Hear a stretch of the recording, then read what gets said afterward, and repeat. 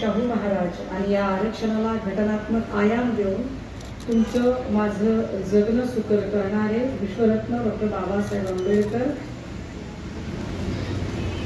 लोकशाही रंगनाथ साठे, बिरसा मुंडा, पंड्या भिल्ल, मा सावित्री, मा रमाई, मा जिजाई, फातिमा बी शेख या सर्वांना अभिवादन करत मी फातिमा बी शेख म्हटल्यावर काही चेहऱ्यांना असं वाटलं असेल की ताई ते फातिमा बीचं काय ते जरा एकदा क्लिअर करावं. तर हे जरा कृपया समजून घ्या की हा सगळ्या मनुवाद्यांचा डाव असतो. तुम्हाला फातिमा बी शेखवर ते प्रश्नचिन्ह उपस्थित करायला लावतात. याची पुढची स्टेप त्यांची ही असते की ते क्रांतिबा ज्योतिबा फुले आणि मा सावित्री यांच्या ऐतिहासिक कार्यावर सुद्धा प्रश्नचिन्ह लावण्यासाठी पुढचं पाऊल टाकायला तयार असतात. तर त्यामुळे इतिहास पुसू पाहणाऱ्या लोकांच्या पासून आपण सावध असलं पाहिजे आणि अशा लोकांच्या संबंधाने आपण योग्य ती पावलं उचलली गेली पाहिजेत. या कार्यक्रमासाठी आवर्जून उपस्थित राहिलेले वडगाव शेरीचे लोकप्रिय आमदार आयुष्यमान बाबूसाहेब पठारेजी, मुख्य महाव्यवस्थापक संजय हजारेजी, तद्वतच माजी आमदार टिंगरे, नगरसेविका शीतलजी सावंत, माजी आमदार जगदीश मुळीक, अश्विनीजी लांडगे, माजी उपमहापौर सिद्धार्थ भेंडेजी, नगरसेवक आयुष्यमान अविनाश साळवेजी, संजय भोसलेजी, अभय सावंत, अश्विनी चव्हाण, या कार्यक्रमाचे सन्माननीय अध्यक्ष तथा प्रमुख पाहुणे आयुष्यमान सुहास पटवर्धनजी, मंचावर उपस्थित नगरसेवक आयुष्यमान निलेश जठारजी आणि ज्यांनी इथे मला पाचारण केलं ते आमचे धम्मबंधू निखिल गायकवाडजी. पहिल्यांदा तर आपल्या सगळ्यांना या गृहरचना संस्थेचा जो एक अतिशय आगळा वेगळा कार्यक्रम अमृत महोत्सव इथे संपन्न होत आहे त्यासाठी आपल्या सगळ्यांना खूप खूप शुभेच्छा, आपलं अभिनंदन. मी मगाशी येताना म्हटलं निखिल भैयाला तुम्ही सगळे अमृत महोत्सव साजरा करताय आणि मी घर मागितलं की मला देत नाही. म्हणजे आम्हाला सारखं वाटतं या रस्त्याने जाताना येताना की राव आपलं सुद्धा इथं घर असायला पाहिजे, या सगळ्यांमध्ये आपलं घर असायला पाहिजे. जरा इथं असलं तर जरा आपल्या माणसांमध्ये असल्यासारखं वाटेल, आपल्या लोकांमध्ये असल्यासारखं वाटेल, जरा कव्हर असल्यासारखं वाटेल.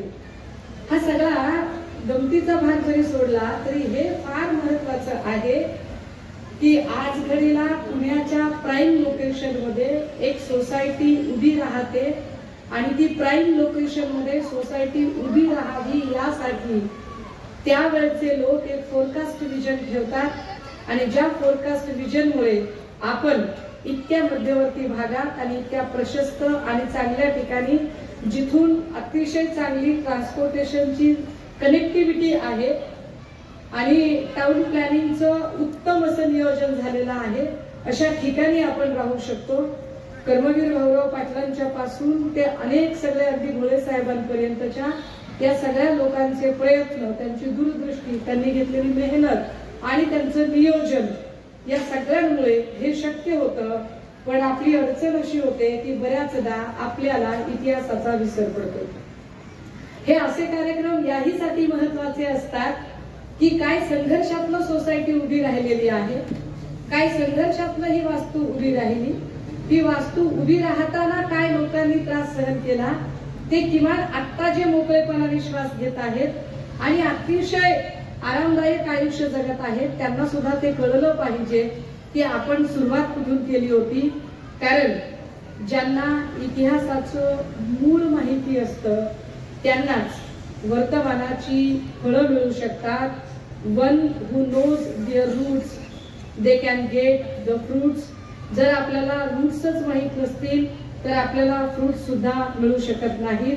त्यामुळे ते रूट्स माहिती असणं हे फार महत्वाचं आणि या अनुषंगानं मला या कार्यक्रमाचं विशेष महत्व वाटतंय. राजे हो, आजूबाजूला एवढं काही सगळं घडत चाललेलं आहे आपल्या आणि ते सगळं घडत असताना आपल्याला असं वाटतं की अरे आता म्हणजे किती दिवस आपण लढे देणार आणि किती दिवस आपण अजून संघर्ष करणार आहोत. पटवर्धन साहेब बोलताना असं म्हणाले की मी जास्त बोलणार नाही कारण मला आता काही फार त्याच्यावरती बोलायचं नाही किंवा मी पुढारी वगैरे नाही. पण पटवर्धन साहेब, आम्ही आपल्याला सांगितलं पाहिजे की पुढारी शब्दाची व्याख्या जो पुढे नेतो तो पुढारी असतो. आता पुढे नेणारे पुढारी आहेत का, हा खरा संशोधनाचा विषय आहे. कारण बाबासाहेब एक असे पुढारी होते जे खऱ्या अर्थानं पुढे नेत होते, पण आता ती काही जास्त संकल्पना दिसत नाही. मला खूप सारे लोक असं म्हणतात, ताई तुम्ही तर उठता बसता जय भीम करायचात, मग आता तुम्ही जय महाराष्ट्र म्हणता का. तर मला कधी कधी प्रश्न पडतो की अरे याच्याने काय असं म्हणजे इतकं काय होणार आहे का. आणि मग मला लक्षात येतं की नाही.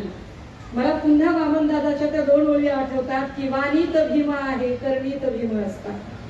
की होते काय, आपण उठताना बसताना खाताना पिताना झोपताना सगळीकडे लगेच सुरूच होऊन जातो. म्हणजे घर नवीन घेतलं, चला लगेच घ्या त्रिसरण पंचशील, लगेच पंचम प्रणव. लेकराचा वाढदिवस आहे, घ्या त्रिसरण पंचशील. लग्न जमवायला निघाला, घ्या त्रिसरण पंचशील. हळद लावायची, घ्या त्रिसरण पंचशील. लग्न लागायला लागलं, घ्या त्रिसरण पंचशील. मियाला त्याला टाकायचंय मध्ये, घ्या त्रिसरण पंचशील. अर्थ किती वेळा करतो आपण, त्याच्यानुसार वागतो किती वेळा, हे जास्त महत्वाचं आहे. कारण आपणही पुन्हा त्या कर्मकांडामध्ये अडकतोय का. मग तिकडे गायत्री मंत्र सुरू झालं तेव्हा आम्ही पंचम प्रणाम करू, त्यांनी जर समजा पंचरंगी दोरा घातला तर आम्ही आमचा पांढरा दोरा घालू, त्यांनी हे म्हटलं तर आम्ही ते करू. म्हणजे आमच्या सगळ्या मुवमेंट या रिॲक्शनरी मुवमेंटवर अवलंबून आहेत का. आमचं बेसिक ऍक्शन काय आहे, आमच्याकडे बेसिक ऍक्शन प्लॅन काय आहे. कारण आम्ही जे काही करतोय, जे काही बोलतोय ते सगळं रिॲक्शनरी होतंय का. ऍक्शन ते करतात आणि मग आम्ही रिॲक्शन करतो. आधी भीमा कोरेगाव त्यांनी अशांत करायचं, मग मोर्चा आम्ही रिॲक्शनरी काढायचा. आधी परभणीमध्ये एक माणूस कस्टडीत त्यांच्याकडून मरतो, मग आम्ही रिॲक्शनरी म्हणून तिकडे मोर्चा काढतो आणि त्याच्यात नुकसान पुन्हा आमचंच की आमचीच पोरं कोंबिंग ऑपरेशन मध्ये जातात. आपण फक्त आणि फक्त प्रतिक्रियावादी होत आहोत का. जोपर्यंत आमचा स्वतःचा असा कृती कार्यक्रम ठरत नाही तोपर्यंत खऱ्या अर्थानं आम्ही प्रगतीच्या दिशेने निघालोय किंवा खऱ्या अर्थानं आम्ही सृजनशील चळवळीला फलद्रूप करण्याच्या दिशेने निघालोय असं म्हणता येत नाही. दुर्दैवाने अजूनही आपण त्या दिशेने जात नाही आहोत. आपल्यापैकी खूप लोक हे बोलत राहतात की भारतीय संविधानाला धोका आहे, परंतु यावर कुणीही विचार करत नाही की ज्या संविधानातली प्रत्येक कलम ही IPSC सुरू होत होती, इंडियन पिनल कोड अशी सुरू होत होती, ती त्यांनी केव्हाच बदलून टाकली आणि आपल्या खिचगिंतीतही नाही ती. अरे आता IPC राहिलंच नाही, आता BNS सुरू झालेला आहे आणि IPCच्या ऐवजी ते BNSच्या नावाखाली बरोबर त्या कलमांमध्ये अनेक गोष्टींमध्ये त्यांनी बदलाव केला आणि तो बदलाव करून त्यांनी इम्प्लिमेंट सुद्धा केला. आपण मात्र जैसे तेवादीच आहोत. आपण अजूनही त्याच्यावर म्हणावी ती ना ऍक्शन घेतली, ना त्याच्यावर आपण काही बोलायला गेलो, ना आपण त्या संबंधाने काही मांडणी करतोय. पाठ्यपुस्तकांमधले जी काही एकीकडे सांगितलं जाते की आम्ही 21व्या शतक आणि विज्ञानवाद आमचं ढमकं काय बांधलं, पण अजूनही पाठ्यपुस्तकांमधली जर मांडणी बघितली तर ती इथल्या जातीवादाला खतपाणी घालणारीच आहे. ती मांडणी काही केल्या बदलायला तयार नाही. ती मांडणी ऍज इट इज कर्मकांडावरची आहे. मग ते माझ्यावर अटॅक करतात. माझं दोन्हीकडनं मग सँडविच होतं. मग ते माझ्यावर अटॅक काय करतात, तुम्ही आमच्या विरोधात बोलता, तुम्ही आमच्या विरोधात बोलता. मी पुन्हा एकदा अत्यंत ठामपणे धाडसाने या मंचावरून सांगितलं पाहिजे की होय, माझा कर्मकांडाला विरोध आहे आणि तो ठामपणे आहे. मी कर्मकांड मानत नाही तर नाही मानत. ते संत तुकारामही मानत नव्हते आणि ते प्रबोधनकार ठाकरेही मानत नव्हते. जर कर्मकांड करून काही गोष्टी मिळत असतील तर मग तुमच्या स्वकर्तृत्वाचं काय, तो स्वकर्तृत्व तुम्ही मान्य केलं पाहिजे. हे मानणाऱ्यांपैकी मी आहे. परंतु हे सगळं करताना राजे हो, आपल्या प्रत्येक बोलण्याला अर्थ तेव्हा प्राप्त होतो जेव्हा ते बोलणं राजमान्य आणि गणमान्य होतं. दुर्दैवाने आपलं बोलणं राजमान्य आणि गणमान्य होणं अजूनही ते राजमान्य होत नाही. कारण विश्वरत्न डॉक्टर बाबासाहेब आंबेडकरांनी एक फार चांगलं त्यांच्या रायटिंग स्पीचेस मध्ये जे लिहून ठेवलं, ज्याच्यामध्ये विशेषतः गांधी अँड काँग्रेस धन फॉर अनटचेबल्स मध्ये पण ती मांडणी आलेली आहे. त्यामध्ये ते मांडणी करताना ते असं सांगतात की भारतीय राजकारणामध्ये कशा पद्धतीने इथल्या अत्यंत दबलेल्या पिचलेल्या वर्गाला प्रतिनिधित्व दिलं जातं, तर एक तर प्रतिनिधित्व दिलंच जात नाही किंवा प्रतिनिधित्व अशा लोकांना दिलं जातं की ज्यांच्याकडे अजिबात आपल्या समूहाचे प्रश्न मांडण्याची हतोटी नसेल किंवा जे समूहाचे प्रश्न मांडणार नाही याची आधीच कमिटमेंट त्यांना देतात, अशा लोकांना ते व्यवस्थित अपलिफ्ट करतात. आणि बाबासाहेबांनी हे लिहून ठेवलेलं आतापर्यंतचा जर इतिहास आपण अभ्यासला तर आपल्याला हे पटायला लागतं की होय, हे याच पद्धतीने घडत आहे का. राजे, मला काही फार वेगळं काही इतर काही गोष्टी मांडत बसायच्या नाहीये, पण एक नक्की या निमित्ताने मांडायचं आहे की काय आम्ही 2-4 गोष्टी करू शकतो का. त्यातलं एक, आम्ही रिॲक्शनरी मुवमेंटवर काम करणं कधी थांबवणार आहोत. रिॲक्शनरी मुवमेंटवर काम करण्यापेक्षा आम्ही कायदा समजून घेणं आम्हाला कळेल का. कारण रिॲक्शनरी मुवमेंटवर काम करताना फक्त आणि फक्त आमची जी पोरं शिकतायत त्या पोरांचे क्रिमिनल रेकॉर्ड्स तयार होतात. ते क्रिमिनल रेकॉर्ड्स तयार होण्यापेक्षा आमच्या पोरांना त्यांचं नवं आकाश मिळालं पाहिजे आणि त्यांना छान पद्धतीने आम्हाला एस्टॅब्लिश करता आलं पाहिजे. हे जमेल का, याच्यावर आम्ही काम करू शकू का. दुसरं, जेव्हा आम्ही कृती कार्यक्रम म्हणून काम करायला जातो त्यावेळेला आम्ही बेसिक लेवलला येऊन कधी काम करणार आहोत का. आणि ते बेसिक लेवलला काम करताना मी अनेक वर्ष झालं सांगते, पुन्हा एकदा मला सांगायला आवडेल की आपण आर्थिक चळवळीवर काम करणार आहोत का. माझ्यासाठी आर्थिक चळवळ ही फार महत्वाची आहे. कारण विश्वरत्न डॉक्टर बाबासाहेब आंबेडकर असं सांगतात की जोपर्यंत सामाजिक लोकशाही आणि आर्थिक लोकशाही या दोन्हीतली दरी संपत नाही तोपर्यंत राजकीय लोकशाही प्रगल्भ होत नाही. ती राजकीय लोकशाही प्रगल्भ करायची असेल तर अर्थकारण आणि समाजकारणातली दरी संपवणं फार गरजेचं आहे. आपण ती दरी संपवण्यासाठी काही सज्जतेने प्रयत्न करणार आहोत का. ज्या फोरकास्ट विजनने ही सोसायटी उभी राहिली आणि ज्या लोकांनी एक मोठा दूरदृष्टिकोन ठेवून सोसायटी उभी केली, तोच आदर्श गिरवत आपण एक मोठं फोरकास्ट विजन ठेवून एक आर्थिक चळवळ उभी करू शकणार आहोत का. आणि त्याची पायाभरणी या निमित्ताने करण्यासाठी आपण काही सम्यक संकल्प करू शकू का. त्याचं कारण आहे, मला सातत्याने असं वाटत राहतं की जेवढ्या म्हणून आपल्याकडे सपोज आपण बाबासाहेबांची जयंती साजरी करतोय, या जयंतीच्या निमित्ताने किमान 1 कोटभर रुपयाची बॅनर लागत असतील. कोटभर रुपयाची, कदाचित यापेक्षाही जास्त लागत असतील. पण तुलनेत जेव्हा मी बघते त्यावेळेला मला कुठेही RSSचं बॅनर दिसत नाही. मी हे अत्यंत नम्रपणे नमूद केलं पाहिजे आणि अत्यंत नम्रतेने आणि जबाबदारीने हे मांडलं पाहिजे की आपल्याकडे एक छोटी संघटना तयार झाली की त्याचा लगेच राष्ट्रीय अध्यक्षच तयार होतो. राष्ट्रीय अध्यक्ष, राष्ट्रीय उपाध्यक्ष, राष्ट्रीय सचिव, राष्ट्रीय सल्लागार, भलेही सगळ्यांचा पत्ता एका गल्लीतला असू दे, पण असतात सगळे बिचारे राष्ट्रीय असतात. हे फार विशेष आहे. आणि मग या सगळ्या राष्ट्रीय मंडळींची जेव्हा निवड होते तेव्हा त्याचे मोठे मोठे बॅनर्स लागतात. वाईस वर्षा RSS मधल्या कुठल्याही पदाधिकाऱ्यांची निवड झाली आपल्याला कळतही नाही ना. त्यांची कुठे शाखेचं काम होतं पण त्या शाखेचा फलक लागत नाही. शिकण्यासारखीच गोष्ट असेल, याचा अर्थ मी त्यांची भलावण करते असं नाही. मला असं वाटतं की ज्यांच्या सोबत संघर्ष चालला आहे त्यांच्या लढाईचं सूत्र समजून घेणं सुद्धा गरजेचं आहे. ते लढाईचं सूत्र आपल्याला कळलेलं आहे का, ते सूत्र समजलं पाहिजे. हे फार महत्वाचं आहे की दिवंगत गानसम्राज्ञी किंवा गायिका असणाऱ्या लता मंगेशकर यांच्या एका गाण्याची रॉयल्टी ही त्यांच्या किमान पुढच्या 2 पिढ्या बसून खातील एवढी असते. तरी सुद्धा त्यांच्या वडिलांच्या नावे एक चांगलं सुसज्ज हॉस्पिटल तयार होतं, ज्या हॉस्पिटलचा दिवसाचा रिव्हेन्यू लाखो रुपयांमध्ये असतो.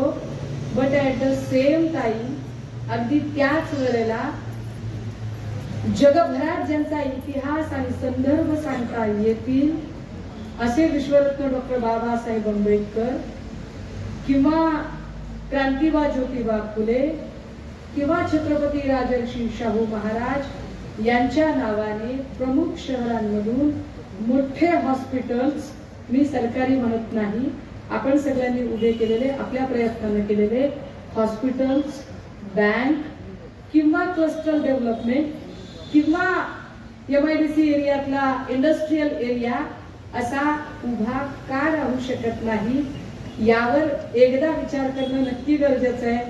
कदाचित मी आपल्यापेक्षा बोलताना फार लहान आहे, वयानं, ज्ञानानं, अनुभवानं लहान आहे, मात्र जितका पुढे पाऊल टाकते त्यावेळेला त्या अडचणी जाणवत राहतात.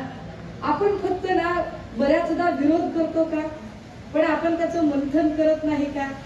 उदाहरणार्थ आपण सहजपणे बोलतो, आमक्याला काय लागले, त्यांच्याकडे असंच असतं, पण ज्यांच्याकडे असंच असतं असं म्हणतोय त्यांच्या आणि आपल्या विचार करण्यात काही फरक आहे का.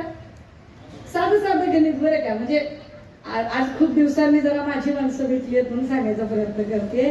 उदाहरणार्थ तुम्ही ज्यांच्याबद्दल बोलताय त्यांच्यातली जर एखादी माय माऊली जर गरोदर असेल तर तिला डोहाळे लागतात आणि तिला डोहाळे लागताना वाटतं, ती सांगत असते, अहो मला ना हिल स्टेशनवर जावं असं वाटते, ती उंची बघते, मला ना हिल स्टेशनवर जावं असं वाटते. अहो तुम्ही काल आणलेलं पुस्तक वाचून झालं, येताना नवीन पुस्तक आणाल का.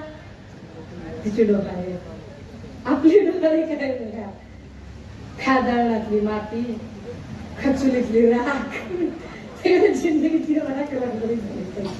सोचना पडेगा ना इसके बारे में. आपण असं कधी विचार केलाय का. म्हणजे बघा, माझा एक चांगला मित्र, जर आपल्या घरात जर पाहुणे बसलेले आहेत आणि घरातलं एखादं लहान मुलं आहे आणि ते उघडं पागडं चाललं बापासमोर, तर आपली रिॲक्शन काय असते, आपल्याला राग येतो.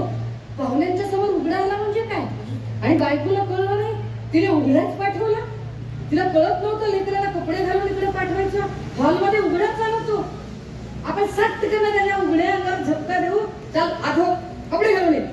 पोरगं चिरचिर चिरकत आत जातं, आईजवळ ते रडत राहतं, ते धड कपडे घालत नाही, धड आईला काम करू देत नाही, धड हॉलमध्ये बापाला काही बोलू देत. याच्या विरुद्ध आपला लढा जिथे चालू आहे त्यांच्याकडे जर घटना घडली तर काय परिस्थिती असेल.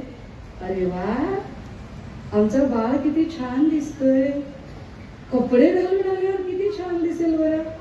पोरगा हसत आत जातं, कपडे घालतं, नाचत बाहेर येतं, बाबाच्या मांडीवर बसतं. काही बदल होतोय का, काही विचार करण्यामध्ये फरक पडतोय का. आपण आपल्या करिअरच्या त्या पारंपरिक चाकोरीतनं बाहेर पडणार आहोत का. आपण आरक्षण आणि या सगळ्या गोष्टी आपल्याला मिळाल्या ही आनंदाची गोष्ट आहे, पण येणाऱ्या काळामध्ये जे काही प्रायव्हेटायझेशनचं क्षेत्र वाढतंय आणि गव्हर्नमेंट सेक्टर जे प्रचंड कम्प्रेस करून ठेवलं जाते, हे इतकं कम्प्रेस होत आहे की प्रायव्हेटायझेशनच्या वाढत्या याच्यामध्ये कदाचित आपलं आरक्षण असून नसल्यासारखं असेल का. ज्या वेगवेगळ्या ठिकाणाहून आरक्षणाच्या मागण्या होत आहेत त्या खरंच आरक्षण जेन्युअनली मागण्यासाठी होत आहेत की असलेलं सगळं आरक्षण संपुष्टात काढण्यासाठी होत आहे. इसके भी बारे में सोचना पडेगा की हे नेमकं कशामुळे होत आहे. आणि अशा सगळ्या काळात जर आरक्षण कदाचित येणाऱ्या काळात जर ते सगळं सेक्टर कम्प्रेस झालं असेल आणि प्रायव्हेटायझेशन मध्ये आरक्षण कुणी अप्लायच करणार नसेल तर आपल्यासाठी म्हणून करिअरच्या दिशा आपल्या पोरांच्यासाठी काय असतील. जे पारंपरिक BA, MA, BSc, BCom, MSc, MCom ह्या सगळ्या जर गोष्टी जर सोडून दिल्या, कारण आता यांना फार काही मार्केटमध्ये व्हॅल्यू आहे असं नाही. आज घडीला जर 1200 मल्टीनॅशनल कंपन्यांसोबत भारताने करार केला असेल तर 1200 मल्टीनॅशनल कंपन्यांचा करार आणि त्या सगळ्या कंपन्या येऊ घातल्या असतील तर त्या कंपन्या ज्या ज्या देशातून येतात त्या त्या देशांच्या भाषा शिकणाऱ्यांचं करिअर हे ब्राईट असेल येणाऱ्या काळामध्ये. आणि त्या भाषा शिकणाऱ्यांच्या करिअरमध्ये विशेष भाषा ज्या असतील त्यामध्ये क्रमांक 1 ची भाषा ही म्हणजे चायनीजच्याही बरोबरीने जी भाषा शिकली जाईल ती कदाचित जर्मन आणि जापनीज शिकली जाईल. आणि या सगळ्या फ्रेंच, जर्मन, जापनीज या सगळ्या भाषा शिकण्यासाठी आम्ही तयार आहोत का? आम्ही करिअरच्या या अँगलने विचार करतोय का? बाबासाहेब आत्मसात करणे म्हणजे, माफ करा, पण बाबासाहेब आत्मसात करणे म्हणजे नुसतेच कर्मकांड दाखवणे नाही. अर्थात ते काही ठिकाणी सिंबॉलिक पॉलिटिक्स करणं गरजेचं आहे, काही ठिकाणी प्रतीकांची सांस्कृतिक चळवळ उभी करणं नक्की गरजेचं आहे. पण प्रतीकांची सांस्कृतिक चळवळ उभी करत असतानाच वास्तवाशी जोड घालणं सुद्धा तितकंच गरजेचं.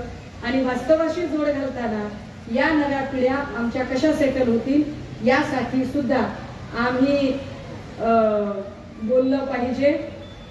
मला वाटतं मी जरा जास्त जोरात गेले की सॉरी, मी नाही बोललं पाहिजे एवढं. बरं झालं तुम्ही लगेच लक्षात आणून दिलं. भोजन आपल्या सगळ्यांची वाट बघत आहे.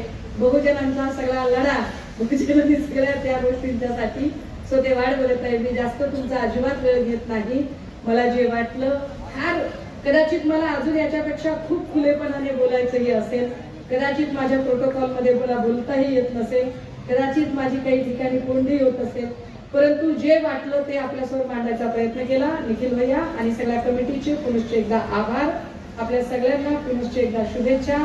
आणि जाता जाता एवढं नक्की सांगेल की इंडोर एखादं चांगलं केडर या सोसायटीमध्ये करायला मला आवडेल, जे केडर फक्त आणि फक्त सोशल अपलिफ्टमेंटसाठी असेल, जे केडर कुठल्याही पॉलिटिकल पार्टीशी संबंधित नसेल, असं केडर एखाद दिवशी आपण नक्की करूया. त्या केडरच्या साठी आपण बोलावलेलं आवडेल. पुनश्च एकदा सगळ्यांचे आभार. थांबते, रजा घेते. जय भीम, जय भारत.